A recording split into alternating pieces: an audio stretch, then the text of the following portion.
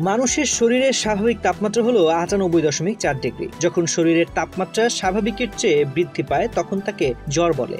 অল্প অল্প জ্বর বলতে যখন শরীরের তাপমাত্রা থার্মোমিটারে ৯৯ থেকে ১০১ ডিগ্রির মধ্যে থাকে।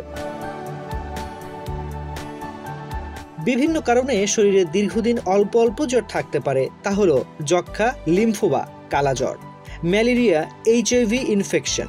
শরীরের বিভিন্ন জায়গায় ফোড়া, যেমন ফুসফুসে ফোড়া, লিভারের ফোড়া, কানেকটিভ টিস্যু রোগ, থাইরয়েড রোগ, কৃত্রিম জ্বর, ওষুধজনিত কারণে জ্বর, আরও অন্যান্য কারণে যেমন ফুসফুস cancer, liver cancer, kidney cancer.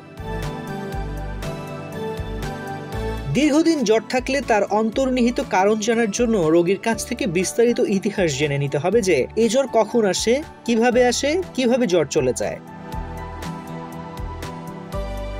দিনের কোন ভাগে বেশি জ্বর থাকে, জ্বরের সঙ্গে অন্য কোনো উপসর্গ আছে কিনা, যেমন দীর্ঘদিনের অল্প অল্প জ্বর, বিকেলের দিকে আসে, রাতে থাকে, সকালে কমে যায়, ঘাম দিয়ে জ্বর ভালো হয়ে যায়, সঙ্গে ৩ সপ্তাহের বেশি কাশি থাকে, কখনো কখনো কাশির সঙ্গে রক্ত যায়, শরীরের ওজন কমে যায়, খাবারে অরুচি, যক্ষ্মা রোগীর সঙ্গে বসবাসের ইতিহাস থাকে, তাহলে সন্দেহ করা হয় তার যক্ষ্মা হয়েছে।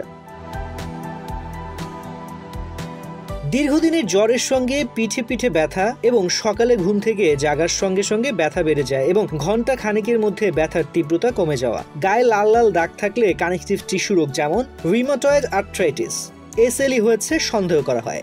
আবার স্বাভাবিক রুচি থাকা সত্ত্বেও ওজন কমে যাওয়া, সবসময় অস্থিরতা লাগা, বুক ধরফর করা, ঢোক গেলার সঙ্গে সঙ্গে সেটা ওঠানামা করে।